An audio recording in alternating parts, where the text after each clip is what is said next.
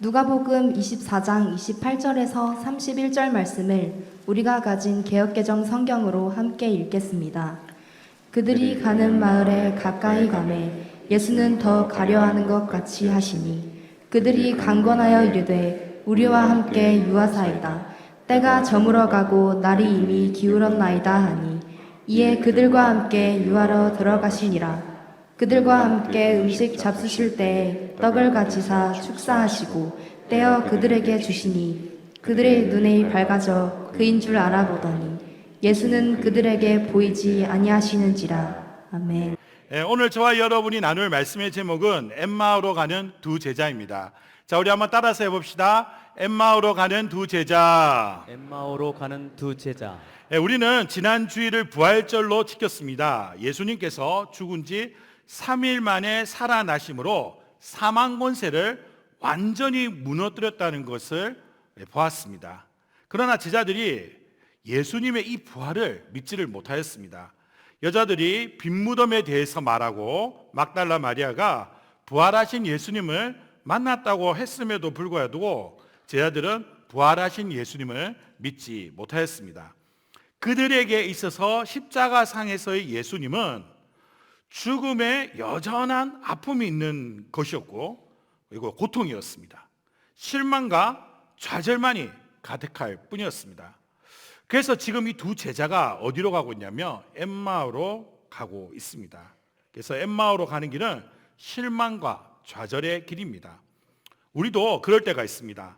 해석되지 않는 고난 앞에서 절망과 좌절을 느끼고 신앙이 후퇴할 때가 있습니다. 그러나 예수님은 이들에게 찾아오셨습니다. 실망과 절망에 잠겨서 엠마오로 가는 두 제자에게 찾아오셨습니다. 그리고 그들을 만나 주십니다. 그들의 식어있던 마음을 뜨겁게 하십니다. 오늘 말씀을 통해 실망과 절망에 잠겨있는 나를 다시 세우시는 예수님 앞에 더 가까이 나가는 저와 여러분이 되기를 바라며 말씀을 몇 단계로 나누어서 함께 살펴보도록 하겠습니다. 따라서 합시다. 실패와 절망을 경험하다. 실패와 절망을 경험하다. 실패와 절망을 경험하다. 실패와 절망을 경험하다. 이 당시 예루살렘은 예수님이 처형당하신 장소였습니다. 12 제자를 비롯하여 예수님을 따르던 사람들에게는 너무나도 아픈 장소이자 슬픈 장소였습니다. 스승을 거기서 잃었고 스승과 함께 가졌던 자신의 꿈도 무너졌던 곳이 바로 어디였냐면 예루살렘이었습니다. 또한 잡혀 죽을 수도 있다는 불안감과 패경함이 가득한 곳이기도 하였습니다. 심리적으로도 그리고 영적으로도 이 제자들에게는 완전히 무너진 곳이었습니다. 예수님을 따르던 이들에게 예루살렘에 있는다는 것은 아픈 트라우마를 자극하는 일이었습니다. 그래서 오늘 본문에 나온 두 제자는 예루살렘에서 11km 떨어진 엠마오로 가게 되었습니다. 이 두 제자는 정확히 누군지 알 수는 없습니다. 이 글로바라는 이름만 나옵니다. 이 글로바에 대해서 초기 기독교 역사가 헤게시푸스의 기록에 따르면 글로바는 예수님의 육신의 아버지인 요셉의 형제라고 그렇게 소개하기도 합니다. 즉 예수님의 삼촌이 되는 셈입니다. 이런 의견도 있고 예수님의 제자였던 알페오와 동일한 인물이라는 설도 있습니다. 또한 함께한 제자의 경우에도 글로바의 아내라는 설도 있고 그의 아들이거나 혹은 누가 본인 자신이라는 설도 있습니다. 여러 가지 의견이 있지만 분명한 것은 이들이 실패와 절망에 잠겨 예루살렘으로부터 도망쳐 엠마오로 가고 있었다는 것은 사실입니다. 실패와 절망에 잠겨 있는 두 제자에게 예수님이 나타나십니다. 우리 15절에서 16절 말씀 우리 함께 같이 읽어보도록 하겠습니다. 그들이 서로 이야기하며 문의할 때 예수께서 가까이 이르러 그들과 동행하시다. 그들의 눈이 가려져서 그인 줄 알아보지 못하거늘. 아멘. 자, 어느 순간 부활하신 예수님은 그들 곁에 가까이 와 계셨습니다. 죽음조차도 이길 수 없는 분이 바로 옆에 가까이 와 계셨습니다. 모든 문제를 해결하실 수 있는 구세주께서 그들에게 찾아오셨습니다. 자, 그럼에도 불구하고 오늘 말씀은 그들의 눈이 가리워져서 예수님을 알아보지 못했다고 이야기하고 있습니다. 이들은 지금 슬픔과 아픔 그리고 고난에 그들의 눈이 완전히 가려워져 있습니다. 그래서 자신들의 문제를 근본적으로 해결할 수 있는 예수님이 바로 옆에 계심에도 불구하고 알아보지 못했던 겁니다. 우리 역시 마찬가지입니다. 우리가 슬픔, 고정관념, 자기 중심적인 생각 등으로 우리의 눈을 가리면 예수님이 우리 곁에 계심에도 불구하고 우리는 예수님을 알아볼 수가 없습니다. 마가복음 4장에 보면 예수님과 제자들이 갈릴리 바닷가로 건너가게 되었습니다. 그런데 이 갈릴리 바닷가를 건너는 중에 큰 바람과 함께 파도가 배에 들이닥치기 시작했습니다. 배는 침몰 직전이었고 다 죽게 되었습니다. 그때 예수님 뭐하고 계셨냐? 배 안에서 주무시고 계셨습니다. 제자들은 급하게 예수님을 깨웠습니다. 그러면서 우리가 죽게 된 것을 돌보아 달라고 간곡하게 그렇게 부탁을 합니다. 그 말씀을 들은 예수님은 그 자리에서 즉시 바람을 꾸짖으셔서 잠잠하게 하십니다. 그리고 제자들에게 이렇게 말씀하십니다. 마가복음 4장 40절 말씀 우리 함께 같이 읽어보도록 하겠습니다. 이에 제자들에게 이르시되 어찌하여 이렇게 무서워하느냐 너희가 어찌 믿음이 없느냐 하시니. 아멘. 제자들은 눈앞에 닥친 폭풍우 때문에 정작 폭풍우를 잠잠하게 하실 예수님이 그 배에 타고 있다는 것을 보지 못했습니다. 좀 더 정확하게 말씀드리면 제자들이 했어야 될 믿음의 태도는 폭풍우가 닥쳤어도 우리 배에는 누가 계시다고요? 예수님이 계시니 우리는 안전하다고 믿었어야 했습니다. 그러나 두려움이 그들의 눈을 가렸습니다. 그 배에 누가 타고 계신지를 잊게 만들었습니다. 그리고는 계속 두려워하게 만들었습니다. 예수님이 계시면 죽은 자가 살아나고 병든 자가 치유받고 폭풍우가 잠잠하게 됩니다. 이런 예수님이 내 인생에 찾아오셨을 때 그분을 내 안에 들이면 내 인생의 어떤 문제라도 다 해결받게 됩니다. 그런데 우린 다 눈이 가려져 있습니다. 누군가는 너무 큰 슬픔에 잠겨서 보지 못하고 있고요. 누군가는 예수님 없이 스스로의 방법으로 문제를 해결하려고 하기에 이미 나에게 찾아오신 예수님을 보지 못하고 있습니다. 그러므로 우리는 우리의 눈을 가린 것을 벗어버려야 합니다. 지금의 문제에 집중하는 것이 아니라 지금의 고난에 집중하는 것이 아니라 이런 상황 속에서도 나에게 예수님이 찾아오시는 것을 믿고 예수님에게 집중해야 될 줄 믿습니다. 부활하신 예수님은 무덤에 계시지 않습니다. 우리의 인생길에서 함께하고 계십니다. 믿음의 눈을 들어서 그분을 볼 수 있어야 됩니다. 그러면 우리의 절망이 소망으로 변하고 감사와 찬양이 흘러 넘치게 됩니다. 눈앞에 가리개를 벗어버리고 예수님만을 바라보는 저와 여러분이 되기를 간절하게 소원합니다. 따라서 합시다. 말씀이 없는 고난은 고난일 뿐. 말씀이 없는 고난은 고난일 뿐. 예수님은 다가오신 다음에 두 제자에게 무슨 말을 서로 하고 있는지 묻습니다. 그러자 이들은 십자가에 달려 죽으신 예수님에 대해서 말을 하고 있습니다. 십자가 사건 후에 여자들이 예수님이 살아나셨다 그렇게 말한 것을 들었다 그렇게 이야기를 하고 있습니다. 자, 지금 이 두 제자는 이런 이야기를 주고 받으면서도 예수님의 부활에 대해서 전혀 믿지 못하고 있는 상황이었습니다. 그러니까 자기 눈앞에 계신 예수님도 못 알아보고 있는 겁니다. 그래서 이들은 계속해서 여전히 엠마오로 가고 있었습니다. 부활의 소식을 들어도 이들은 여전히 슬픔과 낙담에 잠겨 있었습니다. 자, 이런 그들에게 함께 걷고 있는 예수님은 이렇게 말씀하십니다. 25절에서 27절 말씀 우리 같이 읽어보도록 하겠습니다. 이르시되 미련하고 선지자들이 말한 모든 것을 마음에 더디 믿는 자들이여 그리스도가 이런 고난을 받고 자기의 영광에 들어가야 할 것이 아니냐 하시고 이에 모세와 모든 선지자의 글로 시작하여 모든 성경에 쓴 바 자기에 관한 것을 자세히 설명하시니라. 아멘. 예수님은 놀라운 기적을 보여주신 것 대신에 이들에게 말씀을 설명해 주셨습니다. 제자들은 예수님의 십자가 죽음을 실패로 보았습니다. 그러나 예수님은 자신의 죽음이 하나님의 영광에 들어가기 위한 잠시의 고난임을 말씀하십니다. 구약에 어떻게 예수님의 죽음이 예언되어 있는지에 대해서 그리고 부활에 대해서 말씀해 주십니다. 성경을 읽는 것과 깨달아지는 것에는 차이가 있습니다. 사실 두 제자들 역시 구약 성경의 말씀을 모르는 인물들이 아닙니다. 그러나 이들은 그 말씀이 가지고 있는 진정한 의미를 깨닫지 못했습니다.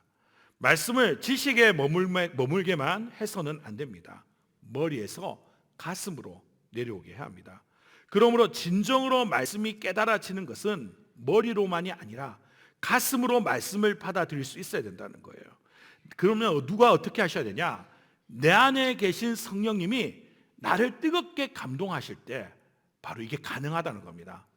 성령께서 나를 뜨겁게 감동하시면 머리에 있던 하나님의 말씀이 가슴으로 내려올 줄 믿습니다. 가슴에서 뜨거워질 줄 믿습니다. 자, 우리 교회에서 정말 고난에 대한 설교를 참 많이 듣습니다. 광야에는, 이 고난의 광야에는 분명한 유익이 있다고 말씀을 가르칩니다. 그러나 중요한 사실이 있습니다. 고난받는 모든 사람이 하나님의 뜻을 발견하고 더 놀랍게 쓰임받는 것은 아니라는 겁니다. 말씀이 없는 고난은요, 그냥 고난일 뿐입니다. 하지만 하나님의 말씀이 그 고난과 함께하게 되면 이야기가 달라집니다.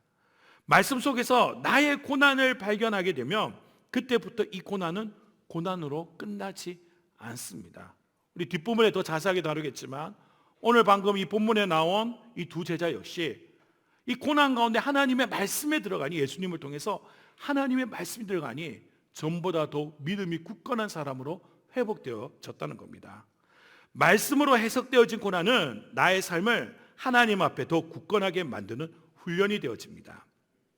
마치 군인들이 힘든 훈련 후에 더 군인답게 세워지는 것과 같은 이치입니다.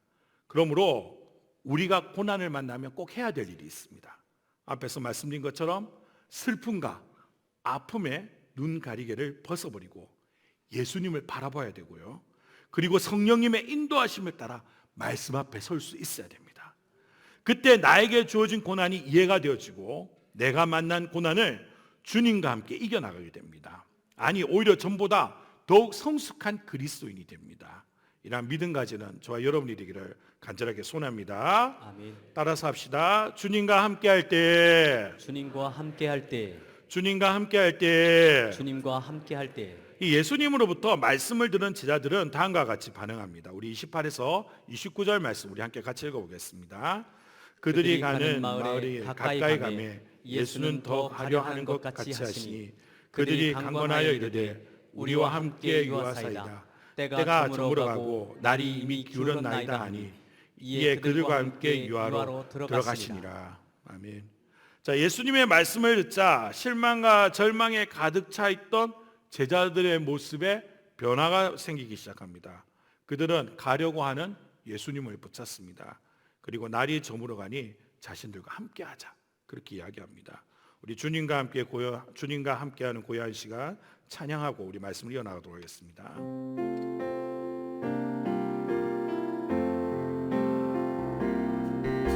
주님과 함께하는 이 고요한 시간, 주님의 보좌 앞에 내 마음을 쏟네. 모든 것 아시는 주님께 감출 건 없네. 내 마음과 정성 다해 주 바라나이다.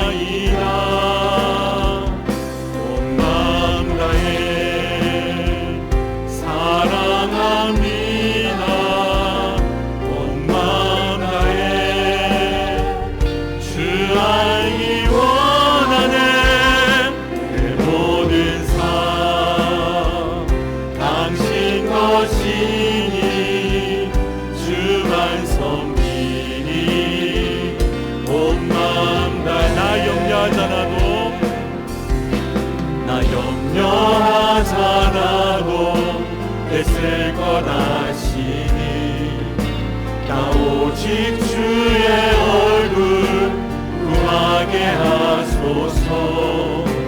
다 이해할 수 없을 때라도 감사하며 날마다 순종하며 주 따르오리다.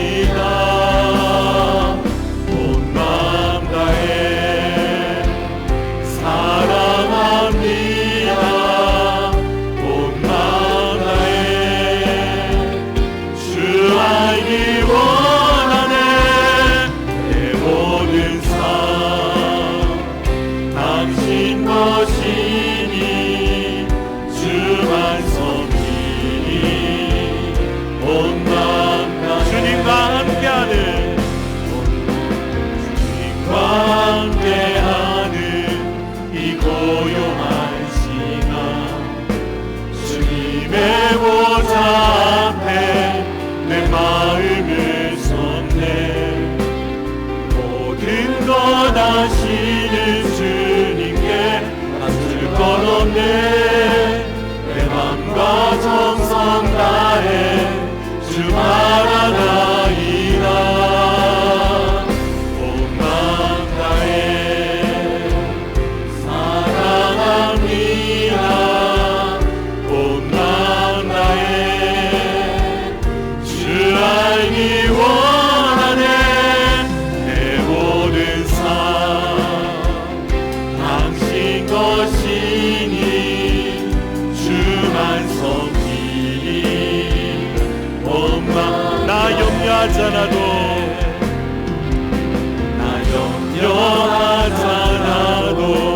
내 쓸 것 아시니 나 오직 주의 얼굴 구하게 하소서. 나 이해할 수 없을 때라도 감사하며 날마다 순종하며 주 따르오리다. 온 맘 다해 사랑합니다. 온 맘 다해 주 알기 원하네.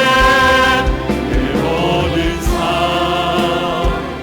당신 것이니 주만 섬기니 온 맘 다해. 신앙이라는 것은 결국 내가 예수님과 좀 더 가까이 하게 될 때 성장하게 되어 있습니다. 예수님과 함께하는 것은 특정 장소나 시간에 구애받지 않습니다. 우리는 매일 매 순간의 일상의 삶과 장소에서 예수님과 가까이 동행해야 합니다. 예수님을 집으로 들인 제자들은 예수님과 함께 식사를 하게 됩니다. 그때 놀라운 일이 벌어지게 됩니다. 30에서 31절 말씀 우리 같이 읽어보도록 하겠습니다. 그들과 함께 음식 잡수실 때 떡을 가지사 축사하시고 떼어 그들에게 주시니 그들의 눈이 밝아져 그인 줄 알아보더니 예수는 그들에게 보이지 아니하시는지라. 아멘. 자, 예수님이 함께 식사를 하실 때 갑자기 음식에 축사를 하시고 떼어 그들에게 주셨습니다. 오늘 본문은 뭐라고 얘기하고 있냐면 그때 그들의 눈이 밝아져서 함께하고 있는 분이 예수님이라는 것을 깨닫게 되었다. 그렇게 말씀하고 있습니다. 특별한 장소나 공간이 아니라 특별한 시간이 아니라 일상에서 밥을 먹을 때 일어난 일입니다. 우리는 이 말씀을 통해 깊이 깨달아 알 수 있는 것이 있습니다. 일상에서 예수님과 함께하는 것이 얼마나 중요한 것인지를 깨달아 알 수가 있습니다. 물론 때로는 특별한 장소에서 특별하게 인도하실 때가 있습니다. 특별한 장소에서 내리는 특별한 은혜가 있습니다. 교회에서 말씀을 들을 때 혹은 우리 제자들 수련회에서 하나님은 특별한 장소에서 그런 특별한 은혜를 부어주시기도 합니다. 그러나 하나님은 우리가 찾고자 하고 우리가 만나고자 한다면 우리의 일상에서도 큰 은혜를 베푸시는 분이십니다. 제자들이 예수님을 만나 그분의 말씀을 좀 더 듣기 위하여 강건하여 자신의 집에 머물게 하였을 때 그제서야 부활하신 주님이 보이게 된 겁니다. 우리도 이런 마음이 있어야 될 줄 믿습니다. 지금 제자들은 빨리 예루살렘을 벗어나 엠마오로 가고 싶습니다.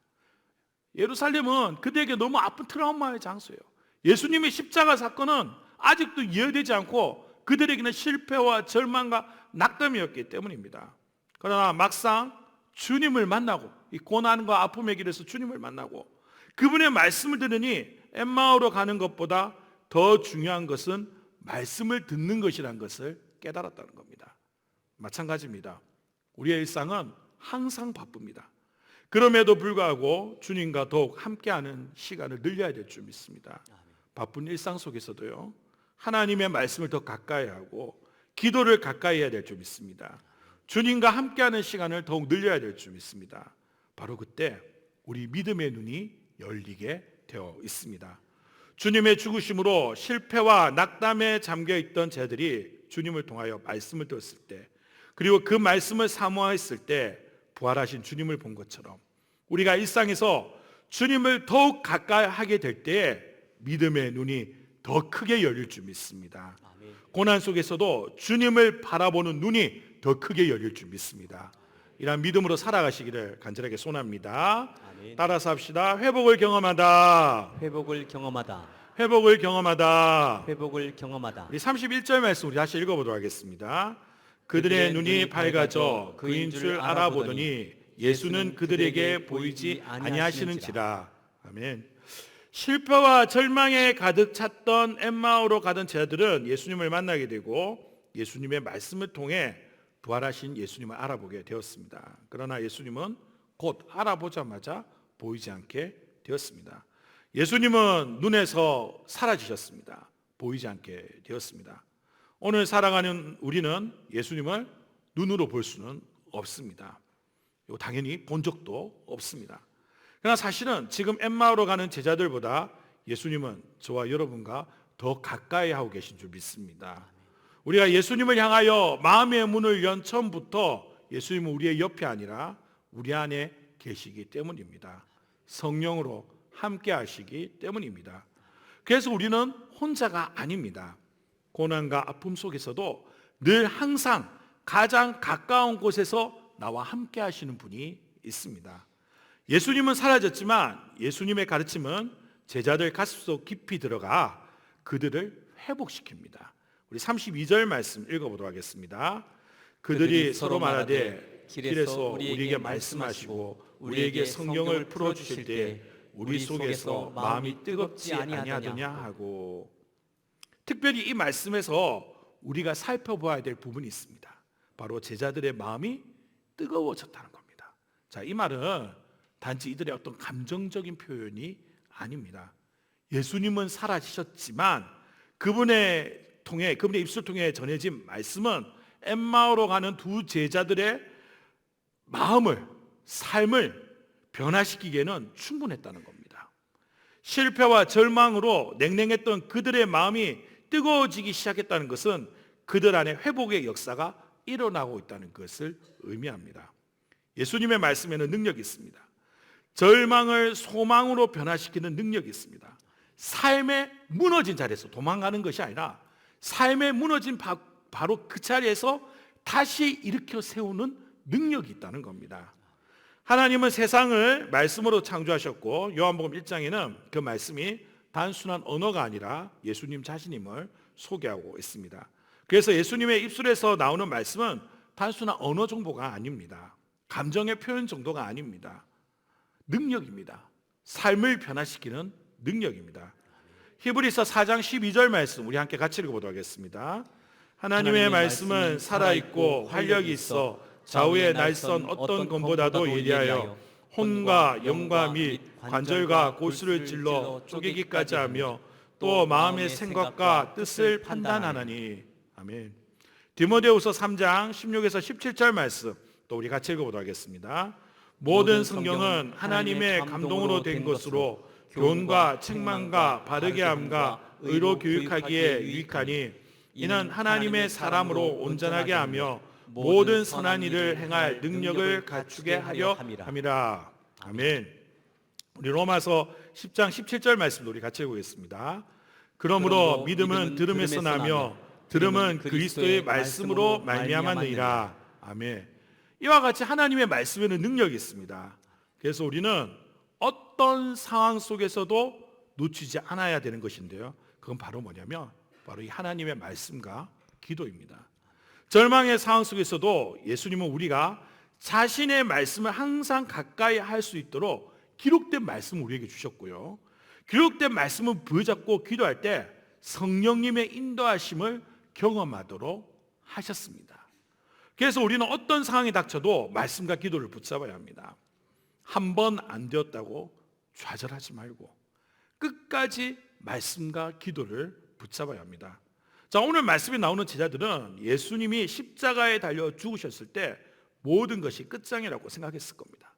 그러나 부활하신 예수님이 찾아오셔서 말씀하시고 이들이 그 말씀에 귀를 기울이자 마음이 다시 회복되는 놀라운 일이 일어났다는 것을 믿어야 합니다. 그래서 우리는 말씀을 붙잡아야 돼요. 말씀을 붙잡고 기도해야 합니다. 회복의 역사가 일어날 줄 믿어야 된다는 거예요. 우리 33에서 35절 말씀 또 우리 같이 읽어보도록 하겠습니다. 곧 그때로 일어나 예루살렘에 들어가 보니 열한 제자 및 그들과 함께한 자들이 모여 있어 말하기를 주께서 과연 살아나시고 시몬에게 보이셨다 하는지라. 두 사람도 길에서 된 일과 예수께서 떡을 떼심으로 자기들에게 알려주신 것을 말하더라. 아멘. 자, 예수님의 말씀을 들은 제자들은 더 이상 엠마오로 가지 않았습니다. 실패와 좌절의 장소였던 예루살렘으로 다시 돌아오게 되었습니다. 그리고 자신이 만난 예수님에 대해서 11 제자 및 다른 성도들과 대화를 나누게 되었습니다. 즉 부활하신 예수님을 전하게 되었습니다. 자, 이러한 패턴은 성경 다른 곳에서도 쉽게 볼 수가 있습니다. 요한복음 4장에 보면 사마리아 여인이 나옵니다. 이 팔레스타인 땅은 일교차가 매우 큽니다. 그래서 사람들은 우물에 물을 길 때 선선한 저녁을 선택합니다. 근데 이 사마리아 여인은 복잡한 남자 관계 등으로 인하여 사람들의 눈을 피해 한낮 땡볕에서 물을 길었던 겁니다. 그 여인이 예수님을 만나 그분의 말씀을 듣게 됩니다. 그리고 자신에게 말을 건넨 그분이 메시아, 즉 그리스도라는 것을 깨닫게 됩니다. 자, 그러자 무슨 일이 일어났습니까? 우리 요한복음 4장 28에서 29절 말씀 우리 같이 읽어보도록 하겠습니다. 여자가 물동이를 버려두고 동네로 들어가서 사람들에게 이르되 내가 행한 모든 일을 내게 말한 사람을 와서 보라. 이는 그리스도가 아니냐 하니. 아멘. 예수님의 말씀을 듣고 회복의 역사를 경험한 이 사마리아 여인은 그가 그토록 만나기를 꺼려한 동네 사람들에게 스스로 가요. 스스로 가서 예수님을 전합니다. 예수님을 그리스도라고 선포합니다. 예수님의 입술을 통해 전해진 그 하나님의 말씀이 사마리아 여자의 상처 입은 마음을 완전하게 회복시킨 겁니다. 우리가 여기서 또 하나 생각해 보아야 할 것이 있습니다. 엠마오로 가던 제자도 그리고 예하로 들었던 사마리아 여인도 예수님의 말씀을 통하여 회복의 역사를 경험하자 예수님의 증인이 되었다는 겁니다. 엠마오로 가던 제자는 부활의 증인이 되었고요. 사마리아 여인은 예수님이 메시아임을 증거하였습니다. 즉 하나님이 행하시는 회복의 역사는 우리를 복음 전하는 증인의 사명으로 분명하게 인도하신다는 거예요. 마음의 상처를 어루만지시고 우리를 그냥 세우는 것이 아니라 사명의 자리로 인도하신다는 겁니다. 하나님 보시기에 온전하게 회복시킨다는 것입니다. 부활하신 예수님은 지금도 살아계십니다. 그리고 성령을 우리에게 보내셔서 지금 우리와 함께 하십니다. 우리가 부활하신 예수님을 만나고 그분의 말씀에 귀를 기울이게 될 때 우리 모두 회복의 역사를 경험하게 될 줄 믿습니다. 아멘. 잊지 맙시다. 예수님은 살아계십니다. 아멘. 사망 권세도 그분을 이길 수가 없었습니다. 그분이 우리와 함께 하십니다. 아멘. 그분의 말씀과 기도에 기울이게 될 때 어떤 상처라 할지라도 어떤 실패와 절망이라고 할지라도 우리 눈앞에 가리개를 다 벗어버리고 그분에게 집중하게 될 때 다 회복될 줄 믿습니다. 아멘. 오늘 이 자리에 계신 모든 분들이 실패와 절망의 인생이 부활의 증인, 복음의 증인, 정말 사명자 이렇게 바로 세워줄 줄 믿고 감사드리며 예수님의 이름으로 다시 한번 세워줄 걸 믿고 감사드리며 하나님의 말씀을 전했습니다.